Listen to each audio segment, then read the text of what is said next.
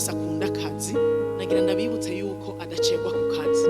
Gucegwa ku kazi ni icyaha, jewe ndabibona nkajugumira, nkumva ndatinye umuntu akabaho mu buzima bwo kudatonda ku masaha n'umunsi umwe, kandi shefu akamwihorera nawe akabifata ibisanzwe. Kandi jewe umuntu akijijwe sindanamwirukako, ndamenya ngo uyu muntu yategerezwa kumenya yuko gucegwa ku kazi ari icyaha.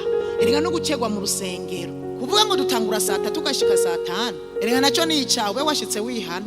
Naho uba wafatiriwe n'ikintu gifa, uravuga uti Imana mbabarira, burya nshikiye amasaha ntari gushikira.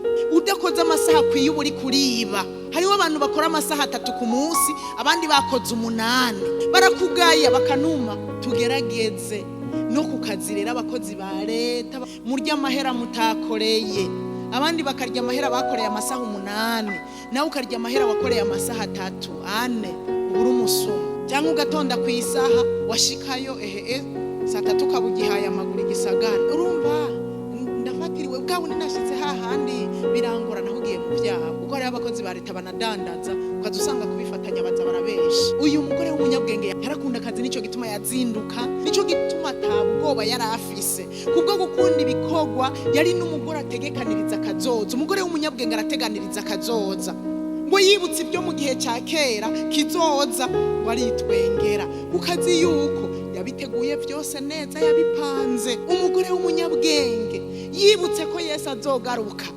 aritwengera, arazi ko yaziganije amasengesho, ari ku kivi, atabubeshi, atagucegwa, ataraba abandi. Yibuka yuko Yesu azogaruka akitwengera. Ndakurindiriye mwana. Ariko umugore w'igifu yibuka ibyo muri kazoza akajugumira.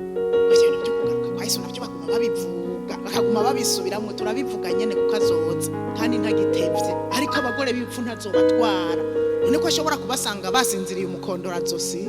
Ariko abagore b'abanyabwenge bagona bari maso, kuko bagona n'amasengesho, bagona na kwitega, bagona n'amatara yaka, bagona n'amavuta ku ruhande. Umugore w'umunyabwenge araziganya. Mu yandi majambo, ikindi kintu w'umunyabwenge ari ntasesagura. Hari abagore basesagura. Hari ipepo, ndayibabwire uce wumviriza yuko ushobora kuba utayifise, kandi uzusuzume n'abana. Hari igihe usanga n'abana bazifise, ugasanga gumagura ibidakenewe, hari ibindi bikenewe, cyangwa ayo mafaranga yari kubiziganwa akazokora ibindi. Yagenda mu isoko agahura n'iki. Hariho umuntu twakorana bazungurusha ibitenge, baracisha impuzu, hari ibitenge z'ubwoko butandukanye mu biro, abandi bafata nawe agafata, kandi agumarira ngo nta mafaranga afise. Izuguze wari uzikeneye, kuhengereye ivyo wundi akoze nawe ukabikora, cyahe muri vile ukagwa ku kintu ukagihitana, ugasanga si cyo wari ukeneye gose kuruta ibindi. Umuntu akagira ibirato 50, akaguma ashaka kongera ko n'ibindi, mbega bashibara ntararonka niriye, ugasanga si byo wari ukeneye. Hari gusanga uravye neza ugasanga ni pepo yaguteye yo kugura iki, kugura n'akanako, kugura n'akanako.